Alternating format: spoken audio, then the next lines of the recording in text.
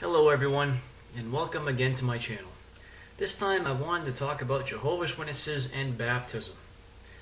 Now, in the most recent regional convention, there is a talk wherein Tony Morris of the governing body tells people that after you're a toddler, you're accountable to Jehovah. And this means, I'm guessing, that you should start thinking about baptism at some point after you're a toddler. And there is a demonstration on the convention where somebody gets their driver's license but they're not baptized, and they're basically told that they're responsible for their actions and therefore need to get baptized because regardless of whether they're faithful or not, they still have to be baptized. And they need to make sure they keep themselves in good standing so that they don't get themselves disfellowshipped. And if you would like to see that clip, a place where you can find it is on the Kim Mikey channel. They talk about that a little bit. I myself am not personally going to link to it, but the whole way that baptism is presented is something of interest for a number of different reasons. First of all, they present baptism as if that is what's necessary for salvation. However, as the Bible describes, what's necessary for salvation is accepting Christ. And baptism is actually, scripturally speaking, just a symbol of accepting Christ. A very important point about Jehovah's Witness baptism is that when you baptize yourself as Jehovah's Witness, as one of Jehovah's Witnesses, you do that in symbol of dedication of your life to Jehovah and to Jesus and to the organization. But if you look in the Bible, you will find that baptism is not linked to dedication to anything. It's linked to accepting Christ and nothing more. For example, when the Ethiopian eunuch got baptized, there's nowhere where he stated that he was dedicating his life to anything. And he got baptized in recognition of Christ. And after Pentecost, after Peter gave a speech, there was no sign of people dedicating their life to something, but they got baptized in recognition of their acceptance of Christ. So scripturally speaking, baptism is about accepting Christ. And dedication to any particular cause is not scripturally linked to baptism. If somebody thinks that I'm wrong, I would love to see proof of that, because I spent a while looking and I could not find any proof linking dedication to anything to baptism. So, you're invited to prove me wrong. But now let's get into the logic of what Anthony Morris is saying. And let's get into the logic of the regional convention. So, you are told when you're baptized as one of Jehovah's Witnesses that that is the most important day of your life. It's the biggest decision you can possibly make. So, the logic is that when you're old enough to get a driver's license, you should be old enough to make the biggest decision of your life. But what decisions can you not make before you get a driver's license? So in most states in the United States, you can get a driver's license when you're 16. However, you cannot drink alcohol when you're 16. You cannot join the military when you're 16. Most places in the U.S. you cannot get married when you're 16 without special permission. You cannot drive a tractor-trailer truck when you're 16. You cannot run for political office when you're 16. You cannot fly a passenger jet when you're 16 for a commercial airline. So what Tony Morris is telling you is that dedicating your life to God is more important than a driver's license, but less important than all those other big decisions that you're not allowed to make before you're 16. You, usually speaking, cannot graduate high school before you're 16. You can't complete a college education before you're 16. If you're a genius, you can do those things, but that's extremely rare. So you cannot complete what is considered to be basic requirements for life in many cases, at least with a high school education, before you're 16. So before you are equipped with the basic requirements for life, you're supposed to make the most important decision of your life. Why does that make any type of logical sense at all? And really, let's think about the way you are encouraged to make the decision to dedicate your life to Jehovah, and honestly, now the way the questions are worded, to the organization. Are you told to investigate the evidence objectively from every side? Are you told to look at the counter viewpoints to make sure that you can disprove them and to make sure that you are comfortable with your ability to do so? Are you told to look at the entire history of Jehovah's Witnesses to make sure that you are comfortable that they are properly representing themselves? Are you told to go and read the Bible without using the Watchtower publications as a guideline?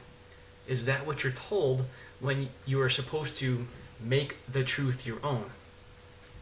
Well, the instructions for making the truth your own involve reading Watchtower literature and reading the Bible in conjunction with Watchtower literature and asking people who have been reading Watchtower literature for a long time when you have any questions. And those people have only read Watchtower literature and they have basically ignored all the other information that's out there. So this decision, which is supposed to be the most important decision of your life, you are instructed to make it before you can theoretically graduate high school in a normal life, and you are told to make your decision basing all your choice on information that's presented from only one side. You're really not allowed to look at anything that could possibly in any way, shape, or form discredit the arguments of the Watchtower. So my question is this really a fair way to make any decision? So outside of Watchtower, when you're going to make the biggest decision of your life, you probably want to do a thorough amount of research. If this decision is going to impact you in every facet of your life going forward, you're going to want to know the positives. You're going to want to know the negatives. You're going to want to know the ins and outs. You're going to want to understand the totality of what you are doing. So the way the Watchtower has you make the decision for being baptized, they purposefully restrict the amount of information you can get. This makes the decision inherently unfair. If they were to put before you all of the information there is there, say, here's Charles Taze Russell's writings, here's Rutherford's writings, here's everything we present, you go ahead and you go through this and you make sure you're comfortable with it. Okay, well that's different. But in all honesty, how many people that are 16 years or younger would actually do that amount of research anyway before they got involved in something? I would venture a guess that the majority would not. And what the majority is, I don't know. I'll say 60 or 70% would not do the research before they make that decision.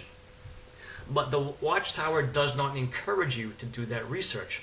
In fact, the website only has the very most recent publications.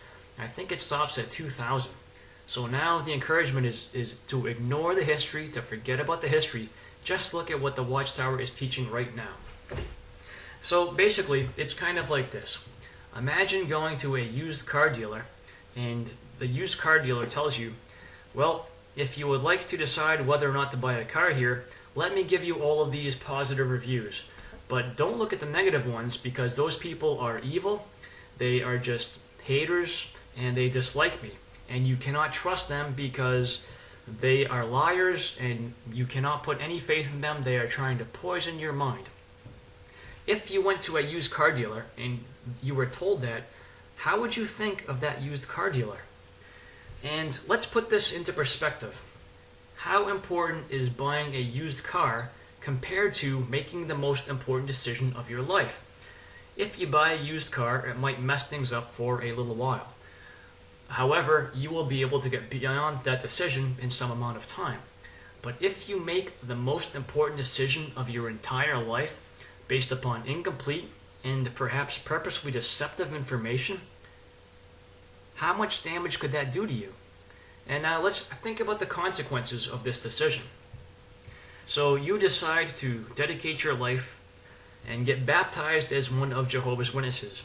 But let's say that after you do that, at some point you encounter material that in your mind proves that Jehovah's Witnesses are not true. So let's say you're baptized when you're 16 and you encounter this information when you're 18. And in your mind, there's no way you can reconcile the fact that this information proves for a fact Jehovah's Witnesses aren't true. What are you left with now? If you decide to leave Jehovah's Witnesses at that point, will they shake your hand and say, well, thanks, we're sorry, we don't see eye to eye? No, they won't. You will lose contact with all of your friends and all of your family. So that is the level of import of this decision. It is something that literally will affect your entire life. And for some reason, Anthony Morris thinks that after people are toddlers, so we'll say 4 years old and on, they are somehow in the position of being qualified to make this decision. This is patently ridiculous. This is not honest recruiting, it's dishonest recruiting. Children are not old enough to make decisions of such magnitude. They don't have the maturity, they don't have the knowledge, and that's just the way it is. And governments recognize this. That's why they make laws that children of certain ages cannot enter into certain agreements. Exceptions to that rule are places where they have totalitarian governments that will force children into things before they're ready. Or maybe not totalitarian, but maybe overly oppressive governments. But we won't get into that discussion. So the governing body wants children to make the most important decision of their life before they are ready to drive an automobile. Does this really seem like a balanced approach to life in any way, shape, or form? If the decision is really that important, shouldn't it be something that's well thought out from a mature standpoint, that's examined from every aspect to make sure that you're doing the right thing? And along those lines, that being the case, why is it that the governing body does not let you examine the choice from every single aspect? Why do they purposefully insist that you not look at all of the information? Why do they call you evil and poisonous of mind and independent thinker if you decide to examine all the material for yourself? Is that even a healthy way to approach the situation? Well, those are decisions that you have to make for yourself. The information is out there. You can find the videos of the regional convention online for you to watch and decide for yourself, and that's your call. But anyways, part of processing this is just helping us all to understand what we had gone through, but also hopefully to help other people to understand what Jehovah's Witnesses put you through. And my honest belief is that being able to understand these things and to come to terms with them will help those of us who have moved on to really move on and to put this behind us, with the realization that some things were done to us, or we made some decisions that we would not perhaps have made if we had all the information and if we perhaps felt free to make the choice for ourselves. But this is just my opinion. So anyways, this information is just something that I found interesting, and hopefully it helps. So thanks for watching.